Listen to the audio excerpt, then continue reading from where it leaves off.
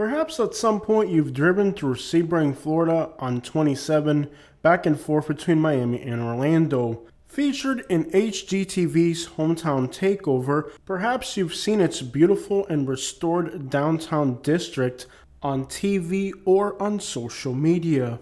But on today's video, we're going to show you a side of Sebring, Florida the locals don't want you to know exists. We're going to go on the other side of the tracks to the part of the city that few people will ever get to see, but everybody in town knows that these neighborhoods are notorious. Every town has a neighborhood that everybody knows you should stay away from, and Sebring is no exception.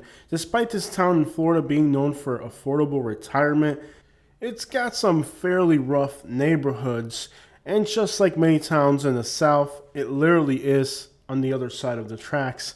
So in the case of Sebring, anything east of the railroad tracks or east of Sebring Parkway is kind of the rougher part of the city. And as is normal or customary for towns in the South, that would equate to the African American part of the city, which is usually the poorest part of any city in the South.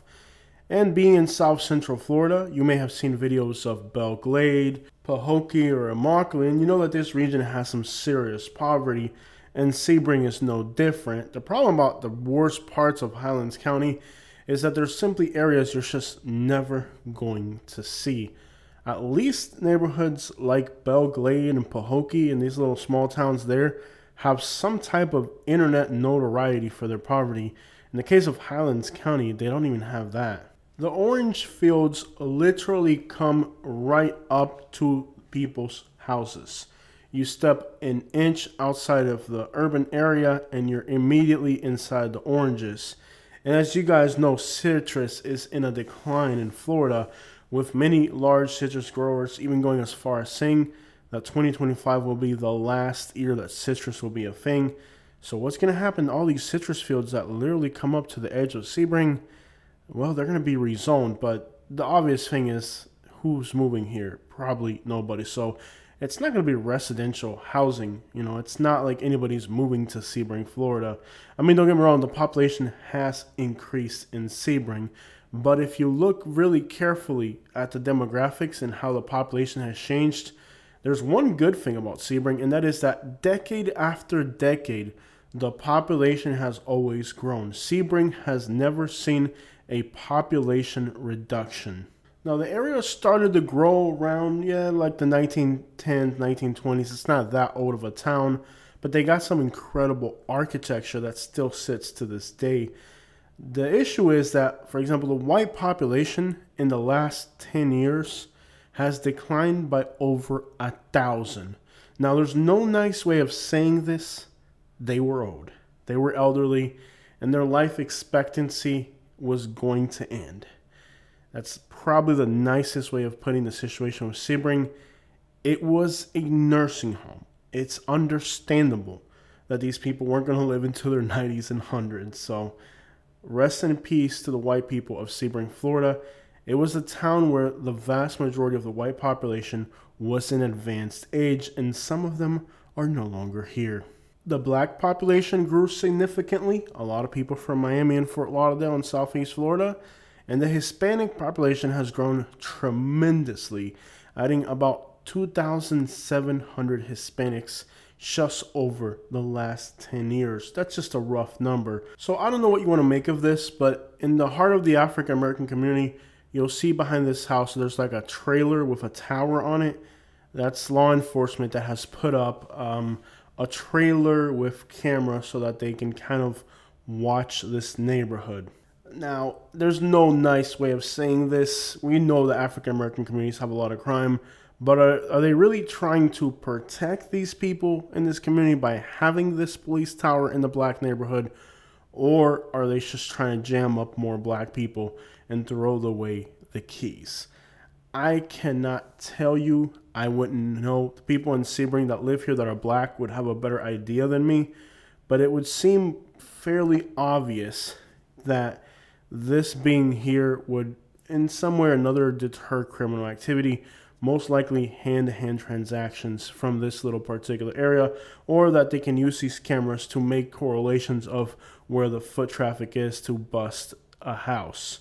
Just because those cameras are there doesn't mean that people are going to figure out what those cameras are there to do.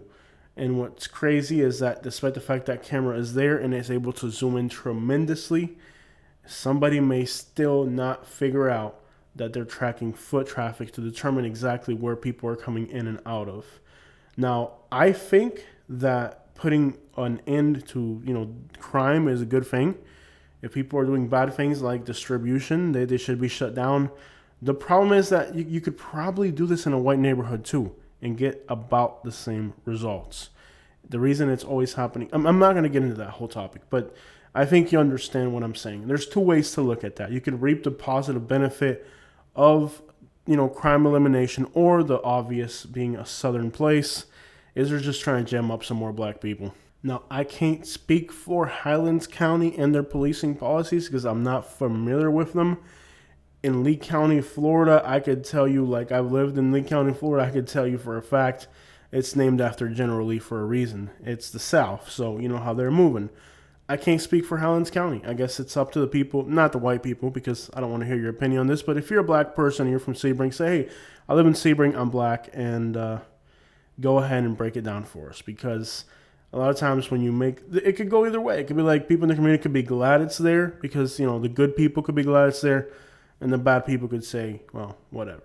You get what I'm saying. It's a tricky subject. But reality of it is that there's a crime problem at the heart of the African American community. And perhaps part of that problem isn't even the black people's fault. Because many times it's the economical challenges that the city of Sebring is facing that bring a lot of people to poverty. Now, I want you guys to understand, yes, the population has grown here. But this is not a desirable place to live economically. Sebring has to be one of the most economically deprived places that I have ever seen, period. It's really poor here. There's not a lot of money. So you figure if a place is economically deprived, that their most marginalized communities are going to have like exceptional poverty, which naturally brings people to crime. And that's not a racial thing. That's the case for everybody everywhere. If you grab somebody and you purposely, marginalize them, that's the result you get. I would describe the summers in Sebring something like living in the deserts of Texas. There's a lake. It's got clear water, but it's also like a lake in South Central Florida. I'm sure you'd probably get eaten by an alligator if you tried swimming in it. Now, for the poor people of Sebring, one of the few miserable options that people had was working in the oranges. As you can see, the oranges have been, they've lost a lot of the oranges because of disease and something called greening. At this point, the citrus industry is in a serious decline. And in some more profitable regions of the state, they're going to reinvest, redevelop the land, rezone it into residential properties. That's not going to happen in Sebring, Florida, because Sebring, Florida is still far from any large metro area. Now, I went to Sebring to have my vehicle serviced because I couldn't get an appointment here in Bradenton. I was able to get an appointment in Sebring, so we drove an hour and a half to Sebring to have some vehicle maintenance done on my truck, and they did a really great job, a lot quicker and nicer than what they are here in Bradenton. However, I do have to say that I talked to the Uber driver that we use to get back and forth, and he was telling me that he practically has to go all the way to Sarasota or Orlando to get passengers because in Sebring, Florida, they simply don't exist. It's a rare and far between thing. And I had the Uber app on myself, and it was fairly disappointing. Not a single ride came up the whole time I was in Sebring. In other words, I had my Uber app on to see if a ride came through, and it didn't. There are no Uber rides. To say that this area is economically deprived would be an understatement. Now, this is Avon Park. It's the next town over, just north of Sebring. It's even more miserable than Sebring. I mean, at least you could find good things to say about Sebring. Trying to say something nice about Avon Park is challenging, to say the least. They do have some beautiful lakes that are clear, and you can swim in them. I don't know how people don't get eaten by alligators, but they do. Now, there's some government housing here, and most of the government housing used to be African American, but I've noticed it looks like it's shifting from African American to Hispanic. So I think there's a demographical change happening here as well. So basically, this area is changing a lot. The white population was very elderly. They died. Blacks and Hispanics from Miami moved in. In the case of Avon Park, leaning more Hispanic. I would assume most blacks and Hispanics bought their properties cash because there isn't any source of income here. Like if you're moving here, you better bring your money with you from somewhere else because there is no money here. And I just want you to understand that if you're considering the Sebring area, is most people that move here have to bring something from somewhere else because there isn't anything here. Now, with the population, about 11,000 people live within Sebring city limits. It's about 100,000 for the metropolitan area. City limits is just not representing the whole area really well. It's kind of compact. But you get the idea, about 100,000 people live in this metro area. So it's a fairly small metro area. And there isn't really any large industries. Now, there's good things happening. There's starting to be good changes. I think NASCAR bought the racetrack, I've heard.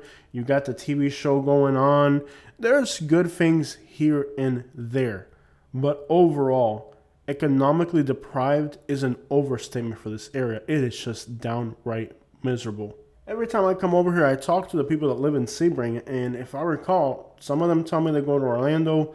Last time I was down here, I was hanging out with some guys that were fishing, and they tell me that they make the drive all the way to Fort Myers for work. And let me tell you, working in Fort Myers isn't the greatest thing in the world, but if you're driving that far to get to Fort Myers, that should just give you an idea of how bad things are up here. Now, I'm not going to lie. You can find rents here, are you ready for this, between $750 to $1,000. That's how affordable the rents are here. The issue is if you move here, you better have something already to sustain yourself because this area is beyond economically deprived. And there's no nice way of saying that, really. Probably the worst area is an area east of Lake Placid called Highlands Park. That's exclusively African American. Last time I was there, that area is really poor. It's like mobile homes on hills and stuff. Very depressing. Last time I was there was homeless camps on the outskirts, so I didn't really go into that area on today's video, but that's probably like the worst part of this metropolitan area. Lake Placid is kind of nice on the outskirts, I'm not going to lie. It's very chill. But again, where are the opportunities? Now, I will notice one positive change on this last trip to Sebring, and it was very clear that a lot of the white youth is having children. So I think I saw like seven or eight white women that were pregnant with infants, like real young infants. So it's good. That's a good sign that people are having kids. It could also mean that there's practically nothing to do in this area, which means that living here is practically like stepping back in time where young kids are actually having babies because there's nothing else to do. And that right there should just give you an idea. So in Avon Park, you have another African-American neighborhood that we're entering right now.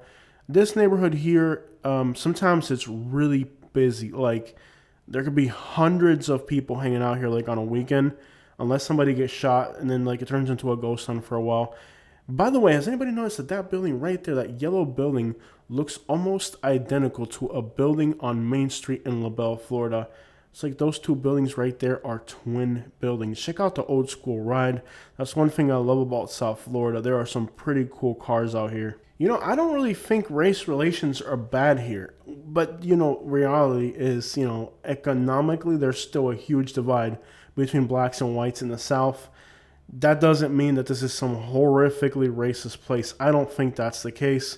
I think people here are really nice and everybody gets along a lot better than in other places in the South. You just have the same endemic, systematic issues that you have everywhere in the South. I don't think it's a hateful place because my experiences when I go to these little towns are usually some of the nicest, coolest people you're ever going to meet. So, like I said, it's kind of endemic to the region more than an issue in the particular town. And like I said too, like poverty here is so widespread that nobody has that many opportunities regardless. So it's not like the difference between the poor whites and the poor blacks is that much of a difference in a place that's this poor. And the crazy thing to think is that the poverty here is maintained by the citrus industry, which is now coming to an end in Florida. Check out the Blue Store. Now, what hood in Florida doesn't have a Blue Store? It's like an iconic Florida hood thing to have a Blue Store. And it doesn't matter what that corner store is called, everybody's going to call it the Blue Store. We got one in Bradenton, we had one in Fort Myers, and apparently in Avon Park too. It seems like every hood in Florida has a Blue Store, and it doesn't matter what type of food mart name it has, everybody just calls it the Blue Store. It's a hood trademark of Florida. Good barbecue in this region. It's one of my favorite things about traveling to the Sebring area. And I'll tell you, despite Sebring having some pretty bad economical situations, they sure can cook. There's no shortage, even in Avon Park, okay? Sebring and Avon Park, we're still in Avon Park, by the way. Both cities have incredible food. I'm not even going to point at one place or another because they're all pretty much good. Now, one crazy thing that I've noticed just driving around and hanging out in Avon Park is you'll meet people that are just tatted in head to toe with gang tattoos. It seems like gang membership thing here it's kind of an issue here. It's a lot of gang membership because you run into people that are just like tatted from head to toe. I remember when we were moving back to Florida, we went here. There was a rent for like $900 a month. It was a duplex. And while we were looking at our side of what would have been our side duplex, back then it was like $900 a month. And that was like during the peak of COVID. And the guy that lived next door in the other duplex came out and he was covered in head to toe in demonic gang-related graffiti. And I was like, yeah, and we're not going to live next door to the horned gang member with tattoos of horns and clown faces and stuff like that. I think that'd be a little bit too much for me right there. So we decided no on Avon Park. Despite the affordable rent, it just seemed too ghetto. Now, Avon Park has some beautiful historic buildings, but if you look carefully, they're abandoned. And that right there is a homeless person pushing a shopping cart. You go another block away and there's a Bentley. So that's kind of the weird thing about South Florida is like you just have two completely different lifestyles in one single place. Now, Sebring only has 11,000 people and Avon Park is even smaller and more insignificant. Yet every time we come here, we see homeless people. And I'm sure somewhere in the outskirts of Avon Park and Sebring are huge homeless camps. And I would imagine that the people that are homeless here could eat the oranges to survive. I know that sounds like a horrible thing to say, but there is a natural food source here for the homeless. And I'm sure eating homeless oranges every day would be kind of difficult, but at least they won't starve. I mean, it's a horrible notion to even think about that. But the reality is that oranges are kind of plentiful. And if you're homeless, you could eat oranges to prevent yourself from starving. So that is just a sad reality of homelessness in a place this remote and isolated. I'm not sure what these guys are doing, but they're walking around. It's a pretty hot day here in South Florida to be walking around. You gotta like walking a walk around a hot day like this.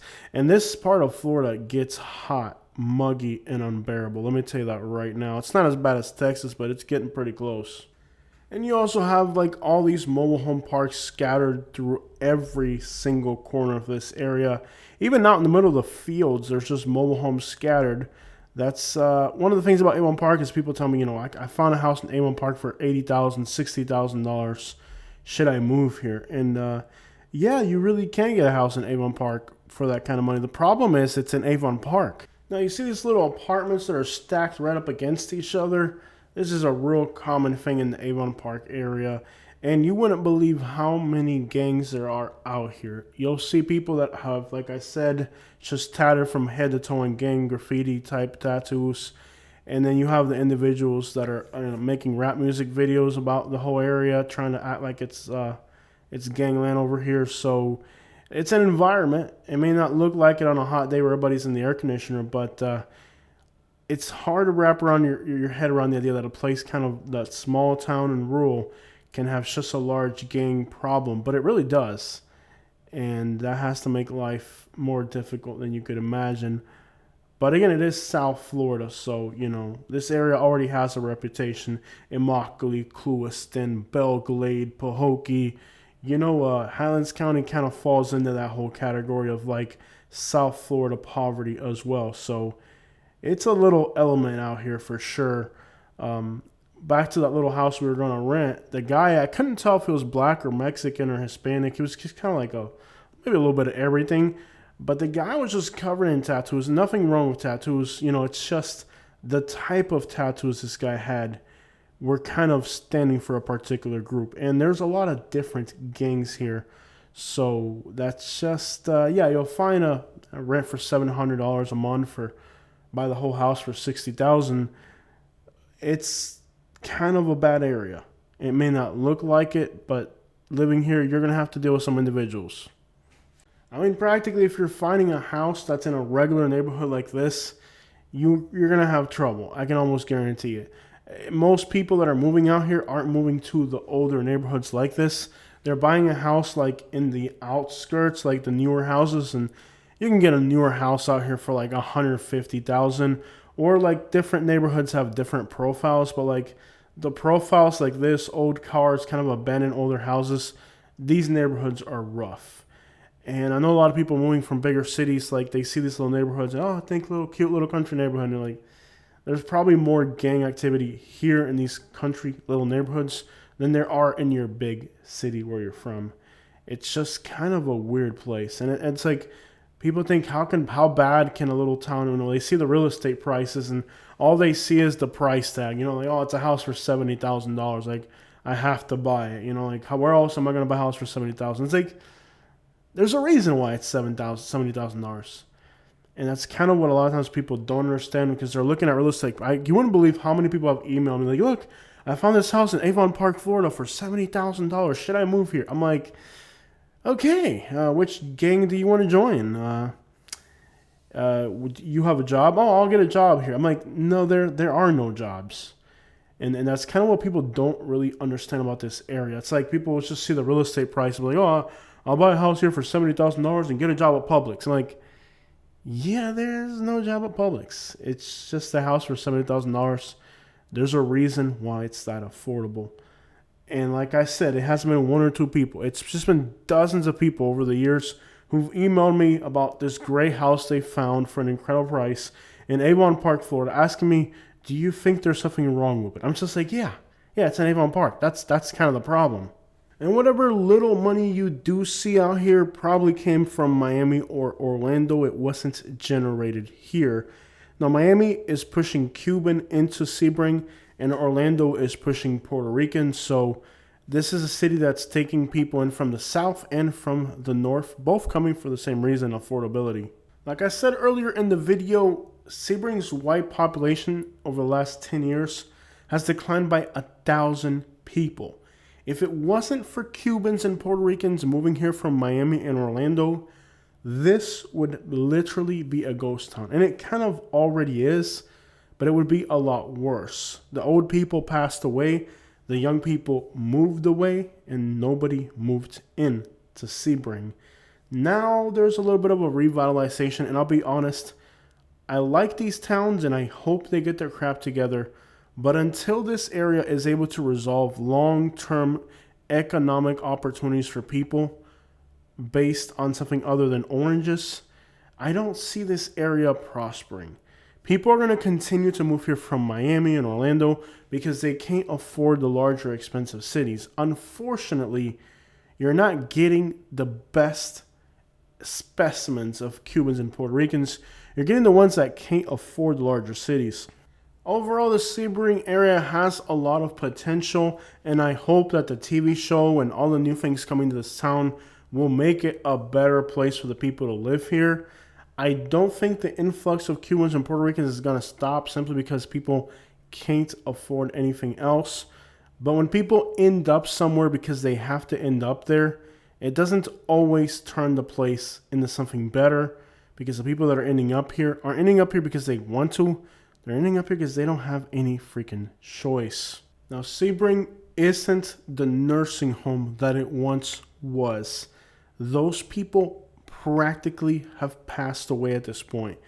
What's left behind is new people who are trying to make a great town. And I will say this area has potential, and there are great people, great businesses, lots of amazing restaurants that are mom and pop type places. You got the Irish restaurants, the Cuban restaurants, the Salvadorian, Puerto Rican. There's a lot of great Latin and American influence in the cuisine here. This area has great food, great businesses, and the town has an opportunity with this TV show to revitalize, and I hope they take advantage of it very well. However, the area is overall facing some serious challenges. Economic issues that go beyond the town itself have to do with national issues and state issues, economical issues that affect how people live in this town. And it seems that regionally, this area is about to take a huge economical hit. So despite the fact that people are trying, the people here are doing the best they can, some things like, federal, state issues are out of this town's control, and they do affect the livelihood of the people here. Sebring, Florida is a beautiful town with a beautiful, and I'm so glad that this town is finally revitalizing. But let's be realistic. There's a lot of challenges that this area is facing, and there are some definitely hood and impoverished areas that the people here would probably wish you never knew existed. But poverty is endemic to this region of Florida, and this is how the poor residents of this metropolitan area are living. And for the people that live here in Sebring, Florida, if you do the math, had the Hispanics and blacks from South Florida not moved to your town would have lost 1,000 people over the last 10 years. That right there would mean that 10 to 15% of the businesses and homes in this town would be vacant. The growth that this town has, you know where it's coming from, and you can welcome those people and they'll make your town a better place. You've already seen how they've made your town a better place. Or you can make life hard for those people and ensure that your town becomes the next Arcadia. Now, you can be a Sebring, a town that people are starting to like and move to and see prosperity, or you can be in Arcadia.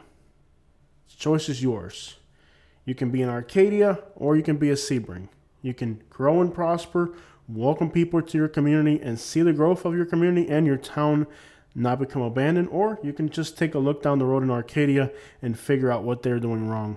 The future of this area for now also rests on what happens to the rezoning of those lands, the agricultural lands within the immediate vicinity of the town.